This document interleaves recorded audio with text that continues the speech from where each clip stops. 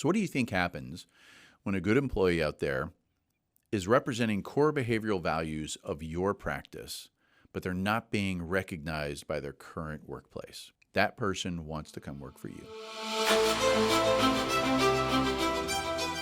Hello and welcome to another episode of the Physician Growth Accelerator, a show where we break down your medical practice vitals into systems, give you the tools to diagnose root cause of what may be restricting your growth, and most importantly, prescribe what to do about it. I'm your host, Zed Williamson. For the last 2 decades, I've studied human behavior and applied those learnings to working with hundreds of private medical practices to create predictable growth. Human behavior, you may ask? Yes, it's because I believe every system is perfectly designed to get the result it gets. And our systems have humans in them. So we may not like the outcome of what we're dealing with, but the way to change that is to tweak the system. And that's where human behavior comes into play. Now, you may be in a position in your business where you are running into a constraint. And constraint, the way I like to think about constraint is imagine you're underwater and you need to breathe. And the only way you can get air from the surface is connecting a bunch of straws together. And let's say they're nice big old McDonald's straws, so it's easy to breathe through them. But I go in and I change one of the straws to a coffee straw. It doesn't matter where it is in that line. We've just added constraint to your system and made it more difficult to breathe. This happens in business. Business does not exist in a vacuum. Everything affects everything. And it's important to find out what is restricting our growth so that we can either add throughput or create opportunities to reduce that constraint.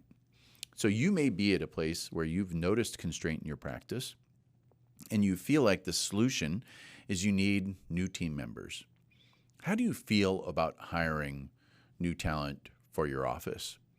Is it something that you're confident about?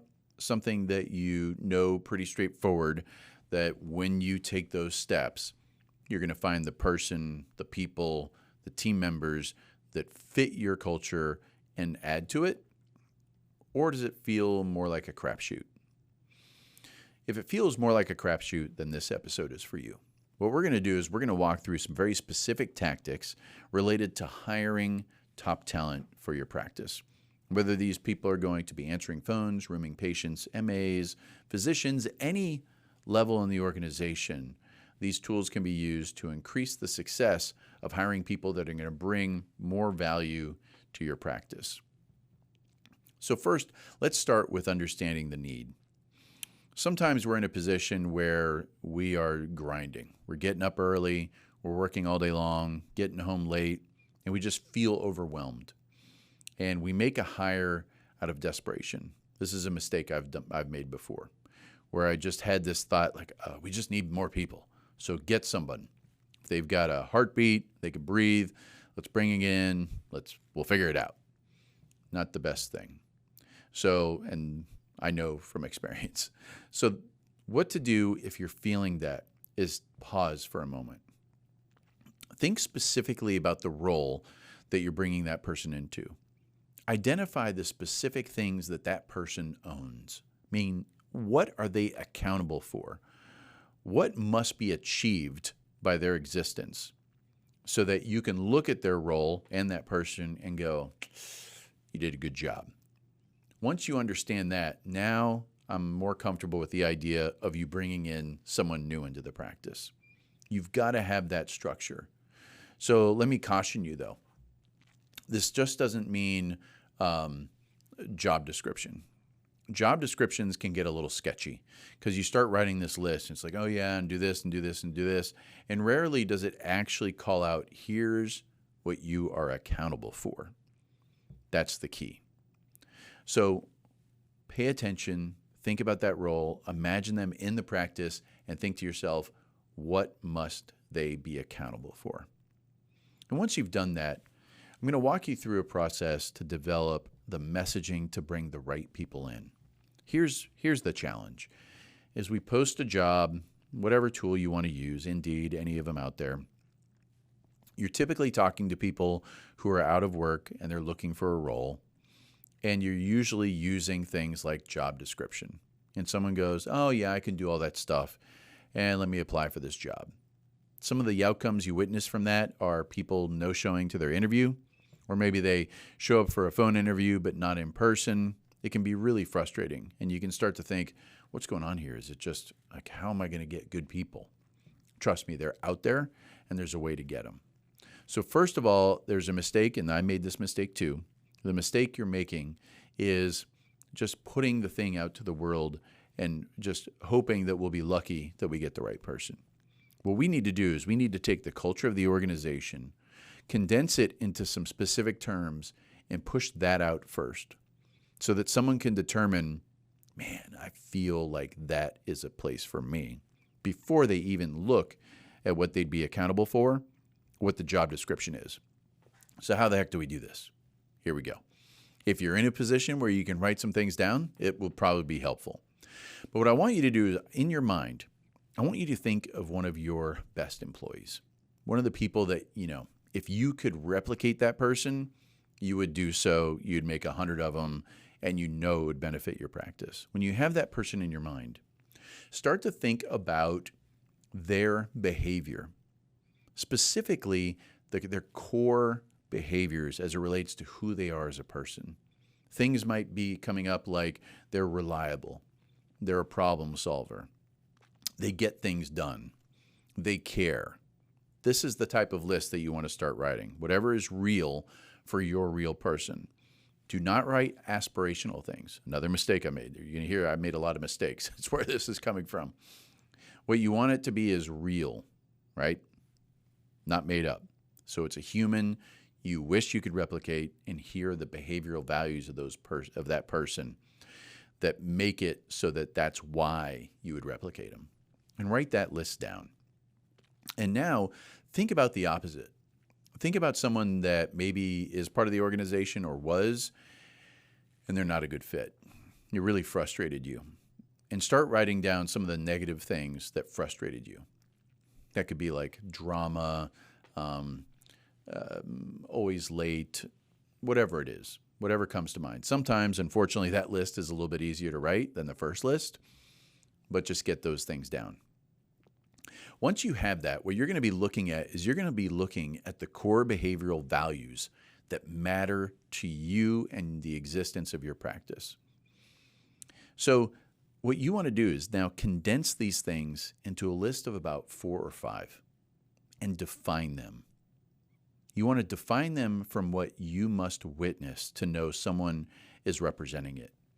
So going down the list of mistakes that I made. So what we did in our organization is we determined some core behavioral values. This is a while ago. And I thought I was pretty fancy because I liked them. They were real and it felt good. The problem was I didn't define them. So when I had a term, the term made something to me, but it didn't mean the same thing to other people. If everyone hears the term no drama, people are going to think differently about what that means.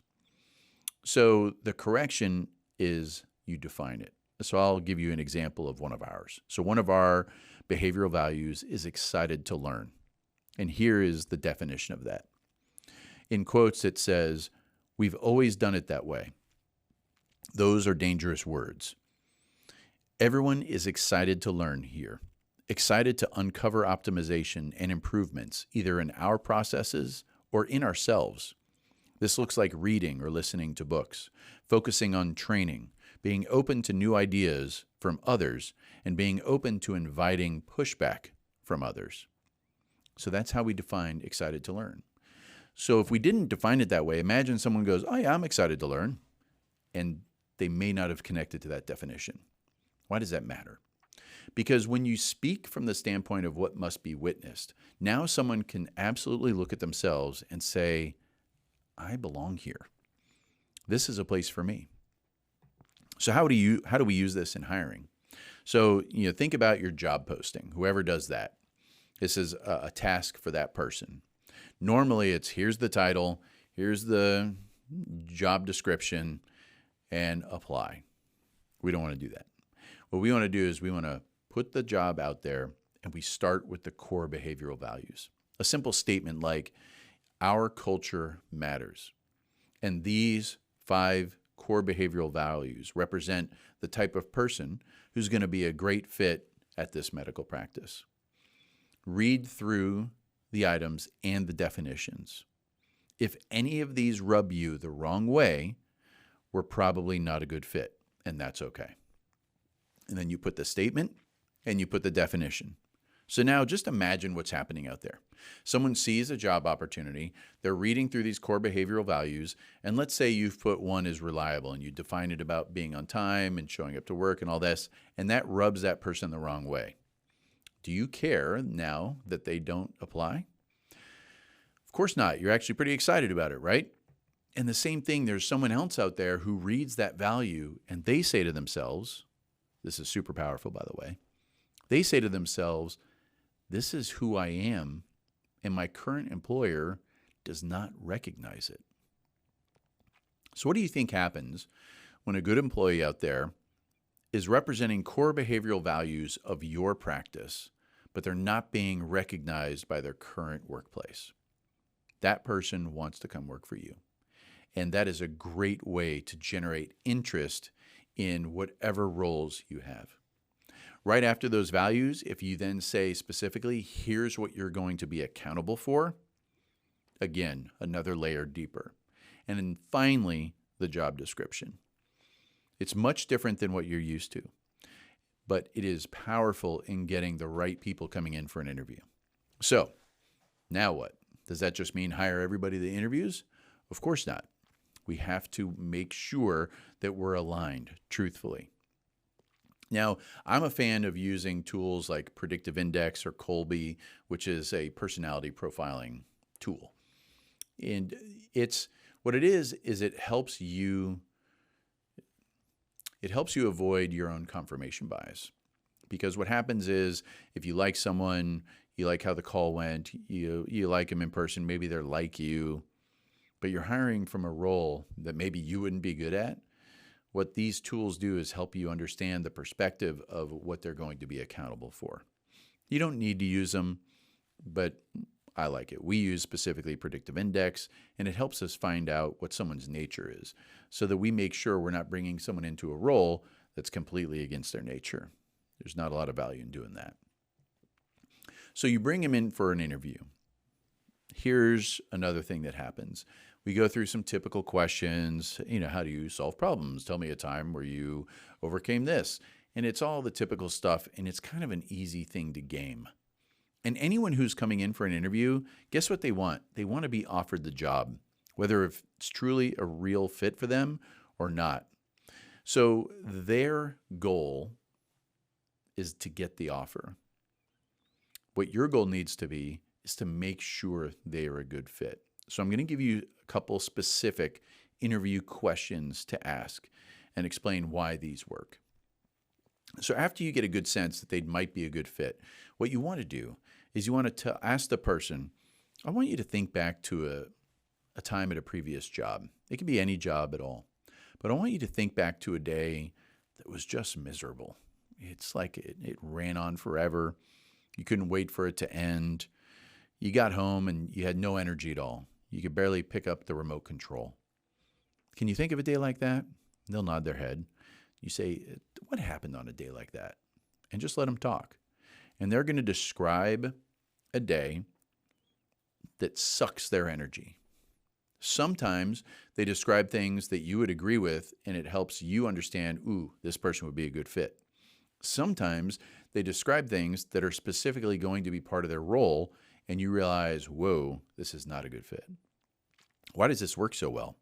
Well, when we ask that person to think of something that already happened, it's very hard for their brain to try to come up with something to try to game the question because we're asking them to witness it. And then we ask them to describe that real historical event, and you typically get very honest feedback. And then what I do is I flip the question. I say, okay, now I want you to think back to a role any day that it was just the greatest day ever. You couldn't believe the day was over. You could have run a marathon after work. What happened on a day like that? And again, you'll hear things that either show you that they're aligned with the role that you want or that they are not aligned with the role that you want. I'll give you a good example for us. We were hiring a role where someone would be at a desk all day long, almost tethered to it, except for their break time. Okay. And going through that question, one of the things that was miserable for them is when they were in the exact same place all day long and they weren't up and about. Wasn't going to work. And we found that out early on. Very beneficial. Now, there's 2 more questions that we like to use that are going to help you determine good fit. Because everybody's on their best behavior, right?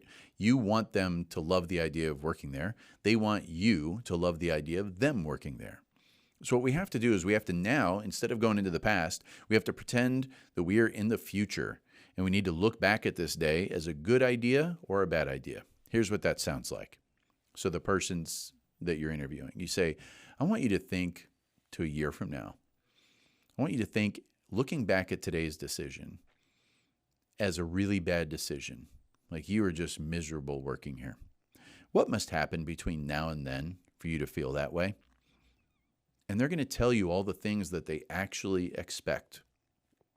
And the reason I use a year is because I want to get them out of that kind of honeymoon stage of the first couple of weeks where everyone's kind of excited, new blood, right? And so they're going to describe, here's really what would let them down. This is powerful information. And it gives you insight into what really matters for them. Then you tell them yours. So I want to tell you what would have my head in my hands really bummed out that we hired you a year ago. And you tell them exactly what you don't want to witness, that you might be afraid of. It could be generally that you come across. It could be specific to things that they said in their interview. And you'll get immediate visual feedback from their body language that they are aligned or not aligned. If we do these things, where we set up the behavioral values that matter, and we use that in messaging to get people to apply for a role, and then when we talk to them, we truly uncover their nature as it relates to what gives them energy and then what sucks them energy. And then we get a full 1 year, thinking about the decision as regret, reflection on what they must witness for this to be a bad idea. You get them painting a picture of what they absolutely don't want, and then you get to do it to them. You have done so many things to change what a new hire looks like in your medical practice.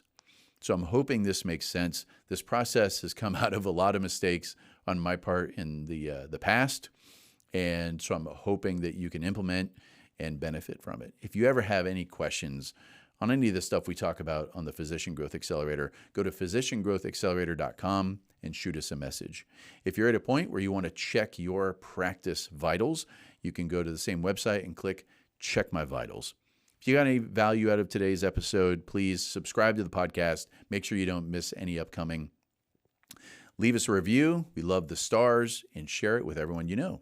Remember, every system is perfectly designed to get the result it gets. If you don't like the system, if you don't like the result, we just got to tweak the system. We'll see you next time on the Physician Growth Accelerator. Thanks.